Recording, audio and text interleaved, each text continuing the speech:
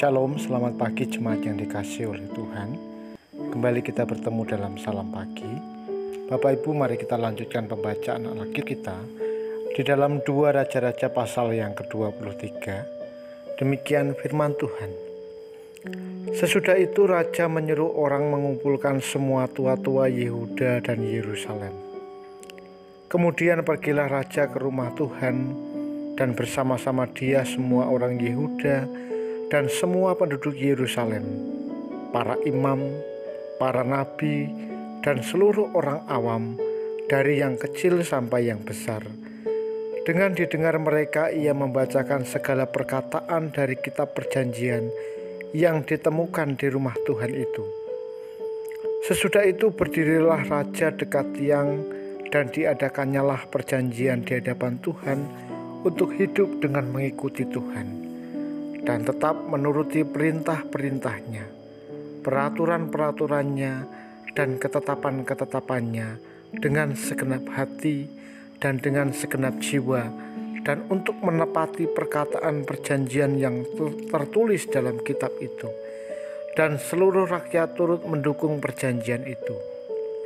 Raja memberi perintah kepada imam besar Hilkia dan kepada para imam tingkat 2 dan kepada para penjaga pintu untuk mengeluarkan dari bait Tuhan segala perkakas yang telah dibuat untuk Baal dan Asyera dan untuk segala tentara langit. Lalu dibakarnyalah semuanya itu di luar kota Yerusalem, di padang-padang Kidron, dan diangkutnyalah abunya ke Betel. Ia memberhentikan para imam dewa asing yang telah diangkat oleh raja-raja Yehuda untuk membakar korban di bukit pengorbanan di kota-kota Yehuda dan di sekitar Yerusalem. Juga orang-orang yang membakar korban untuk Baal, untuk dewa matahari, untuk dewa bulan, untuk rasi-rasi bintang, dan untuk segenap tentara langit. Di bawahnya lah tiang-tiang berhala dari rumah Tuhan keluar kota Yerusalem ke sungai Kidron, lalu dibakarnya di situ dan ditumbuknya halus-halus menjadi abu. Kemudian dicampakkannya lah abunya ke atas kuburan rakyat jelata. Ia merobohkan petak-petak pelacuran bakti yang ada di rumah Tuhan, tempat orang-orang perempuan bertenun sarung untuk Asyera. Disuruhnyalah datang semua imam dari kota-kota Yehuda. Lalu ia menajiskan bukit-bukit pengorbanan, tempat para imam itu membakar korban, dari Geba sampai Berseba. Dirobohkannya pula bukit-bukit pengorbanan di pintu-pintu gerbang yang ada dekat lubang pintu gerbang Yosua, penguasa kota itu, yang ada pada sebelah kiri kalau orang memasuki pintu gerbang kota itu. Tetapi para imam bukit-bukit pengorbanan itu tidak boleh naik ke mezbah Tuhan di Yerusalem. Hanya mereka boleh memakan roti yang tidak beragi di tengah-tengah saudara-saudara mereka. Ia menajiskan juga Tofet yang ada di lembah Ben Hinnom, supaya jangan orang mempersembahkan anak-anaknya sebagai korban dalam api untuk dewa Molok. Dibuangnyalah kuda-kuda yang ditaruh oleh raja-raja Yehuda untuk dewa matahari di pintu masuk ke rumah Tuhan, dekat bilik Natan Melek, pegawai istana yang tinggal di gedung samping. Juga kereta-kereta dewa matahari dibakarnya dengan api. Mezbah-mezbah yang ada di atas Sotoh, tempat peranginan Ahaz yang dibuat oleh raja-raja Yehuda, dan mezbah-mezbah yang dibuat Manasye di kedua pelataran rumah Tuhan dirobohkan oleh raja dan diremukkan di sana, lalu dicampakkannya abunya ke sungai Kidron. Bukit-bukit pengorbanan yang ada di sebelah timur Yerusalem, di sebelah selatan bukit kebusukan yang didirikan oleh Salomo, raja Israel, untuk Asitoret, dewa kekejian sembahan orang Sidon, dan untuk Kamos, dewa kekejian sembahan Moab, dan untuk Milkom, dewa kekejian sembahan orang Amon dinajiskan oleh raja. Ia memecahkan tugu-tugu berhala dan menebang tiang-tiang berhala. Lalu ditimbunnya tempat-tempat itu penuh dengan tulang-tulang manusia. Juga mezbah yang ada di Betel, bukit pengorbanan yang dibuat oleh Yerobeam bin Nebat yang mengakibatkan orang Israel berdosa. Mezbah dan bukit pengorbanan itu pun dirobohkannya, dan batu-batunya dipecahkannya. Lalu ditumbuknya halus-halus menjadi abu, dan dibakarnyalah tiang berhala. Dan ketika Yosia berpaling, dilihatnyalah kuburan-kuburan yang ada di gunung di sana. Lalu menyuruh orang mengambil tulang-tulang dari kuburan-kuburan itu, membakarnya di atas mezbah dan menajiskannya, sesuai dengan firman Tuhan yang telah diserukan oleh abdi Allah yang telah menyerukan hal-hal ini. Ia berkata, "Apakah tanda keramat yang kulihat ini?" Lalu orang-orang di kota itu menjawab dia, "Itulah kuburan abdi Allah yang sudah datang dari Yehuda dan yang telah menyerukan segala hal yang telah kau lakukan terhadap mezbah Betel ini." Lalu katanya, "Biarkanlah itu. Janganlah ada orang yang menjamah tulang-tulangnya." Jadi mereka tidak mengganggu tulang-tulangnya dan tulang-tulang nabi yang telah datang dari Samaria itu. Juga segala kuil di bukit-bukit pengorbanan yang di kota-kota Samaria yang dibuat oleh raja-raja Israel untuk menimbulkan sakit hati Tuhan dijauhkan oleh Yosia, dan dalam hal ini ia bertindak tepat seperti tindakannya di Betel. Ia menyembelih di atas mezbah-mezbah itu semua imam bukit-bukit pengorbanan yang ada di sana, dan dibakarnya tulang-tulang manusia di atasnya. Lalu pulanglah ia ke Yerusalem. Kemudian raja memberi perintah kepada seluruh bangsa itu, "Rayakanlah Paskah bagi Tuhan Allahmu, seperti yang tertulis dalam kitab perjanjian ini.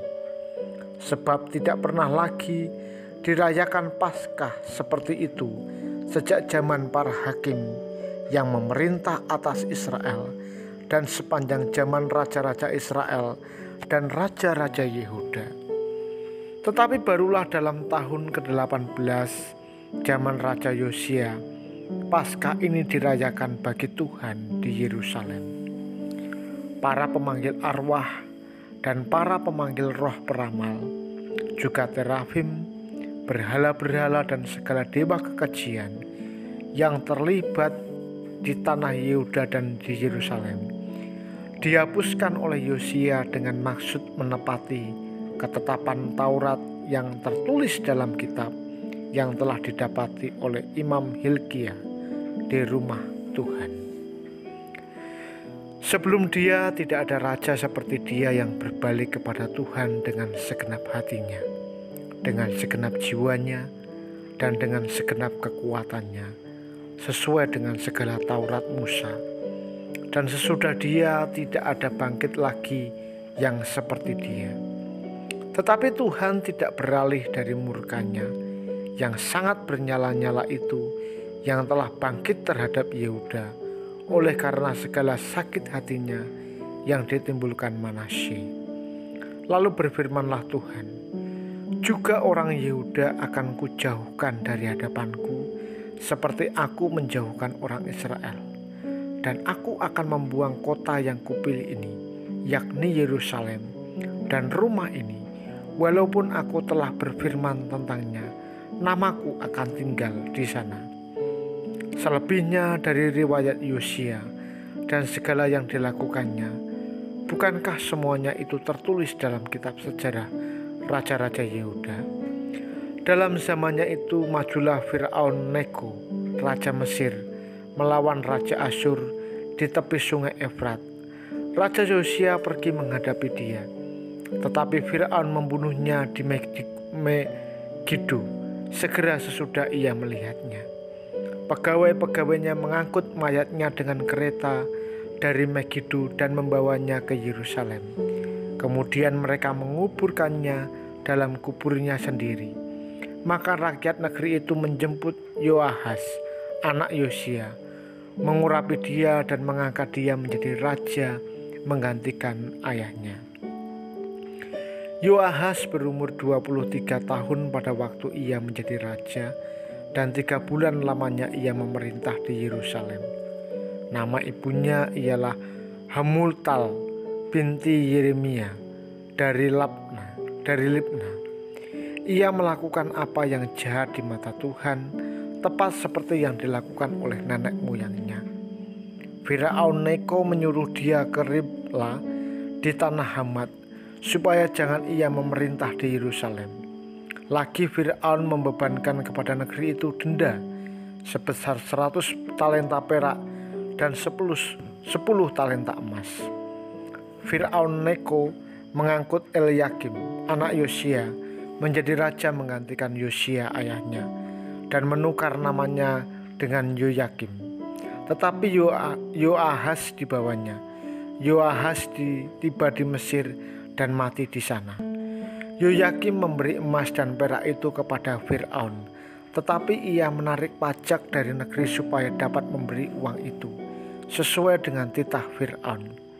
Ia menagih emas dan perak itu dari rakyat negeri, dan setiap orang menurut jumlah ketetapan pajaknya untuk memberikannya kepada Firaun Neko. Yoyakim berumur 25 tahun pada waktu ia menjadi raja, dan 11 tahun lamanya ia memerintah di Yerusalem. Nama ibunya ialah Zebuda binti Padaya dari Rumah. Ia melakukan apa yang jahat di mata Tuhan, tepat seperti yang dilakukan oleh nenek moyangnya. Saudara yang terkasih, mari kita berdoa. Bapa di surga, kami bersyukur untuk pagi hari ini, sehingga kami boleh bangun dari istirahat kami dan menikmati kesehatan yang Tuhan anugerahkan. Kami bersyukur untuk penyertaan dan perlindungan Tuhan di sepanjang malam istirahat kami. Sebelum kami memulai aktivitas kami menyerahkan tubuh, jiwa, dan roh kami ke dalam tangan pimpinan-Mu. Kiranya Engkau yang menuntun dan memberkati kami senantiasa. Hamba-Mu berdoa untuk jemaat di GKMI Salatiga dan juga cabangnya yang saat ini sedang bergumul dengan sakit, yang saat ini bergumul dengan perekonomian, ataupun saat ini bergumul dengan studi mereka. Kiranya Tuhan yang akan memberkati. Terima kasih Tuhan. Hanya di dalam nama Tuhan Yesus kami berdoa dan mengucap syukur. Amin. Tuhan Yesus memberkati.